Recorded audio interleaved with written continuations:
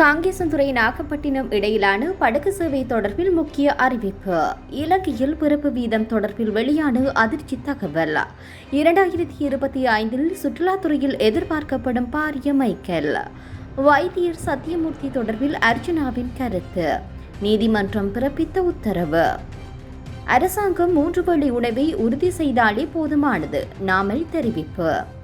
விடுதலை புலிகளின் தலைவரை நேரில் சந்திக்கப் போவதாக கூறிய மகிந்த. பொன்சேகாவின் தகவல். வெளிநாட்டு பயணங்களில் 2024 பதிவான வரலாற்று நிகழ்வு. பொருளாதாரத்தில் ஏற்பட்டுள்ள மாற்றங்கள். மத்திய வங்கியின் அறிவிப்பு.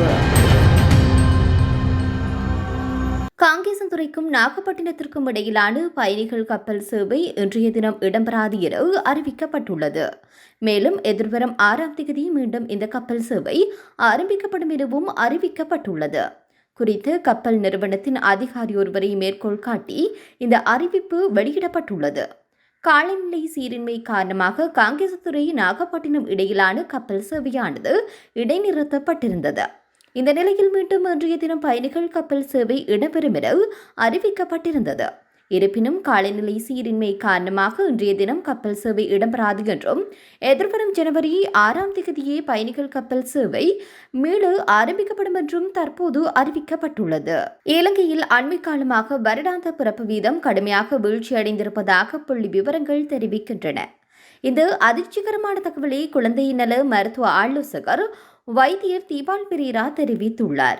இலங்கையின் வருடாந்த பிறப்பு வீதம் 3,50,000 தற்போதைக்கு 2,50,000 குறைவடைந்துள்ளதாக அவர் குறிப்பிட்டுள்ளார். ஆட்டிசம் மட்டுமன்றி புற்றுநோய், நீரிழிவு போன்ற நோய்களும் குழந்தைகளை அதிகம் பாதிப்பதாக தெரிய வந்துள்ளதாகவும் அவர் மேலும் குறிப்பிட்டுள்ளார். இதேவேளை உலக மக்கள் தொகை நேற்றைய தினம் புத்தாண்டு தினத்தில் 8.09 பில்லியனாக இருக்கும் என அமெரிக்க மக்கள் தொகை கணக்கெடுப்பு துறை வெளியிட்டுள்ளது.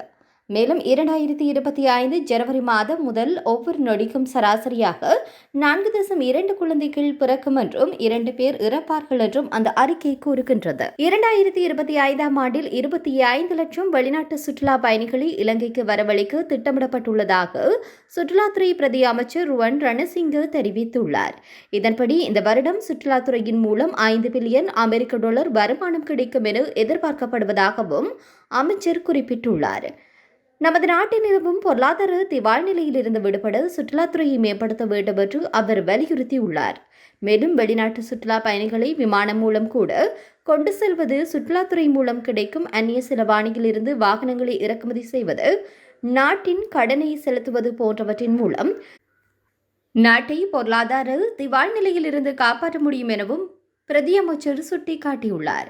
2018ஆம் ஆண்டிற்கு பின்னர் 2024ஆம் ஆண்டில் 20 லட்சத்திற்கும் அதிகமான வெளிநாட்டு சுற்றுலா பயணிகள் சிகிரியா, எல்ல, ஜால போன்ற இடங்களில் நீண்ட வரிசையில் நிற்பதை தடுப்பதற்கு நடவடிக்கை எடுக்கப்படும் என்றும் அவர் கூறியுள்ளார். யாழ்ப்பாண போதனா வைத்தியசாலையின் பணிப்பாளர் சத்தியமூர்த்தி தொடர்பில் நாடாளுமன்ற உறுப்பினர் அர்ஜுனா கூறிய விடயங்கள் உண்மை என அர்ஜுனா சார்பில் முன்னிலையான சட்டத்தரணி நீதிமன்றத்தில் தெரிவித்துள்ளார். நாடாளுமன்ற உறுப்பினர் வைத்தியர் அர்ஜுனா ராமநாதனிடம் 100 மில்லியன் ரூபாய் நஷ்டஈடு கோரி யாழ் போதனா வைத்தியசாலை பணிப்பாளர் வைத்தியர் சத்தியமூர்த்தி யாழ் மாவட்ட நீதிமன்றத்தில் வழக்கு தொடர்ந்துள்ளார். மனுதாரரான வைத்திய நிபுணர் சத்தியமூர்த்தி இறுதி யுத்தம் முடிவடைந்த நிலையில் தடுப்பு காவலில் இருந்தபோது அங்கு அவருக்கு நிகழ்ந்த விடயங்கள் தொடர்பில் பிரதிவாதி வைத்தியர் ராமநாதன் அர்ஜுனாவினால் பல விடயங்கள் அவதூறாக கூறப்பட்டுள்ளது. கடந்த 9ஆம் தேதி ராமநாதன் அர்ஜுனா வைத்தியசாலைக்குள் நுழைந்து வைத்திய நிபுணர் சத்தியமூர்த்தியுடன் சில வார்த்தை பிரயோகங்களை மேற்கொண்டு அவருடன் பிணக்கிற்கு உட்பட்ட விடயங்கள் தொடர்பிலும் அன்றைய தினத்தில் ராமநாதன் அர்ஜுனா தன்னுடைய முகப்புத்தகத்தில் வெளியிட்ட காணொலியூடாக அவதூறு பரப்பப்பட்டதாக மனுவில் குறிப்பிடப்பட்டுள்ளது. குறித்த வழக்கு 30ஆம் தேதி திங்கட்கிழமை விசாரணைக்கு எடுத்துக் கொள்ளப்பட்ட போது நாடாளுமன்ற உறுப்பினர் அர்ஜுனா சார்பில் மன்றில் முன்னிலையான சட்டத்தரணி தன்னுடைய கட்சிக்காரர் கூறிய விடயங்கள் அனைத்தும் உண்மை எனவும் அவற்றை மன்றில் நிரூபிக்க தயாராக இருக்கின்றோம் என்று மன்றில் தெரிவித்துள்ளார். இந்த நிலையில் குறித்த வழக்கு எதிர்வரும் 15ஆம் தேதிக்கு விசாரணைக்காக திகதியிடப்பட்டுள்ளமை குறிப்பிடத்தக்கது. தற்போதைய அரசாங்கத்தால் பொதுமக்களுக்கு ஒரு நாளைக்கு குறைந்தது 3 வேளை உணவு கிடைப்பதை உறுதி செய்ய முடிந்தால் அதுவே போதுமானதாக இருக்கும் என்று பொதுஜன பெரமுனவின் தேசிய அமைப்பாளர் நாமல் ராஜபக்ஷ கூறியுள்ளார். ஊடகவியலாளரிடம் அவர் இந்த கருத்தை தெரிவித்துள்ளார். மக்கள் அரசாங்கத்திற்கு அதிகாரம் அளித்துள்ளனர். இந்த நிலையில் அமைச்சர்களும் நாடாளுமன்ற உறுப்பினர்களும் இப்பொழுது செய்வதாக கூறுவது போல சிறிய கார்களிலோ அல்லது பேருந்துகளிலோ பயணிப்பதில் தமக்கு பிரச்சினை இல்லை. எனினும் அதனை விட அரசாங்கம் பொருளாதாரத்தை மீட்டெடுத்து மக்களின் வாழ்க்கையை மேம்படுத்துவதே முக்கியமானது. நாட்டு மக்களுக்கு பல வாக்குறுதிகளை வழங்கிய தேசிய மக்கள் சக்தி அரசாங்கம் ஆட்சிக்கு வந்தது. ஆகவே கடந்த கால அரசாங்கங்களை விமர்சித்துக் கொண்டிருக்காமல் நாட்டு மக்களுக்கு வழங்கிய வாக்குறுதிகளை அரசாங்கம் முறையாக நிறைவேற்ற வேண்டும் என்று நாமல் ராஜபக்ஷ தெரிவித்துள்ளார். முன்னாள் ஜனாதிபதி மஹிந்த ராஜபக்ஷ தமிழீழ விடுதலை புலிகளின் தலைவர் பிரபாகரனை நேரில் சந்தித்து பிரச்சினைகளுக்கு பேச்சுவார்த்தை மூலம் தீர்வு காணப்போவதாக கூறினார். விடுதலை புலிகள் அமைப்புக்கு மஹிந்த ராஜபக்ஷ மீது வைராக்கியம் இருக்கவில்லை என்று முன்னாள் இராணுவ தளபதி ஃபீல்ட் மார்ஷல் சரத் பொன்சேகா தெரிவித்துள்ளார். கொழும்பில் இடம்பெற்ற நிகழ்வொன்றின் பின்னர் கருத்து தெரிவிக்கும் போது அவர் இவ்வாறு குறிப்பிட்டுள்ளார். தொடர்ந்தும் தெரிவிக்கின்ற போது, யுத்த காலத்திலும் மஹிந்த ராஜபக்ஷவிற்கு உயிரச்சுறுத்தல் காணப்படவில்லை. பயங்கரவாதிகள் எவரும் மஹிந்த ராஜபக்ஷவை படுகொலை செய்யவும் குண்டு தாக்குதல்களை நடத்தவும் முயற்சிக்கவில்லை. இவர் தனியாக சென்றார், யுத்த களத்தில் போரிட்டார். நாங்கள் போரிடவில்லையா? யுத்தத்திற்கு கட்டளை பிறப்பித்த இராணுவ தளபதியான எனது பாதுகாப்பு 2010 ஆண்டு ஜனாதிபதி தேர்தல் முடிவுகள் வெளியானவுடன் முழுமையாக நீக்கப்பட்டது. அப்போது எமக்கு பயங்கரவாத அச்சுறுத்தல் இருக்கவில்லையா?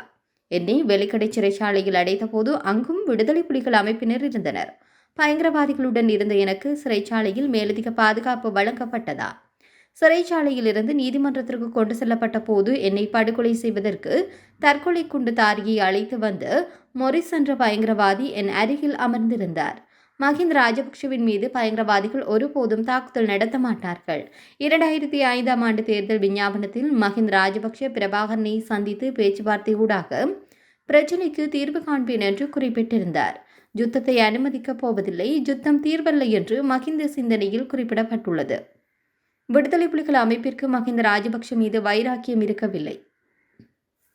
2005 ஆண்டு காலப்பகுதியில் விடுதலை புலிகளுக்கு அரசாங்கத்தின் ஊடாக நிதி அளிக்கப்பட்டது. ஆகவே மஹிந்தவிற்கும் விடுதலை புலிகள் அமைப்பிற்கும் இடையில் நெருங்கிய தொடர்பு காணப்பட்டது. ட்ரோனர் கருவி ஊடாக மஹிந்த ராஜபக்ஷ மீது தாக்குதல் நடத்துவதற்கு எவருக்கும் பைத்தியம் கிடையாது. ஏனெனில் மிக் விமானத்தை காட்டிலும் ட்ரோனர் கருவியூடாக தாக்குதலுக்கு அதிக நிதி செலவாகும்.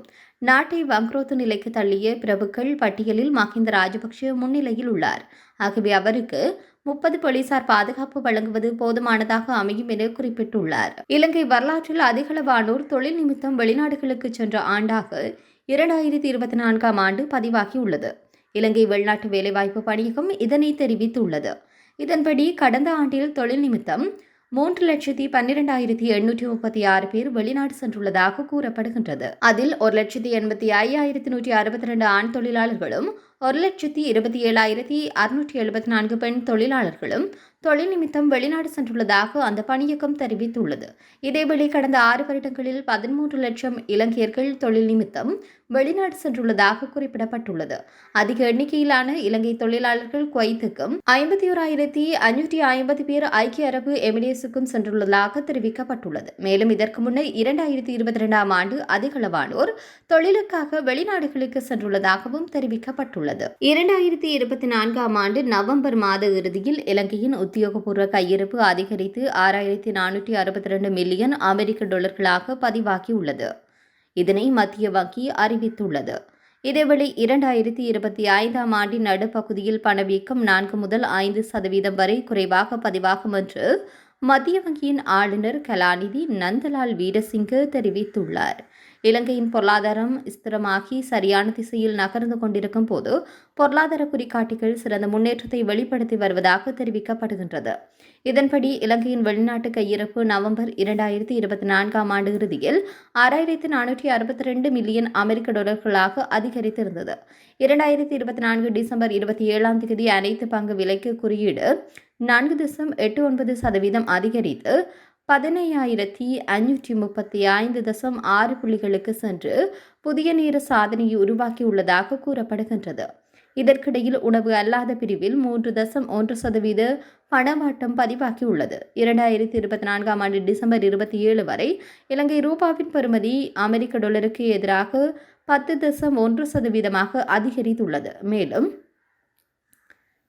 SNPSL 20 இண்டெக்ஸ் 5.56% அதிகரித்து 4666.65 புள்ளிகளாக அமைந்தது.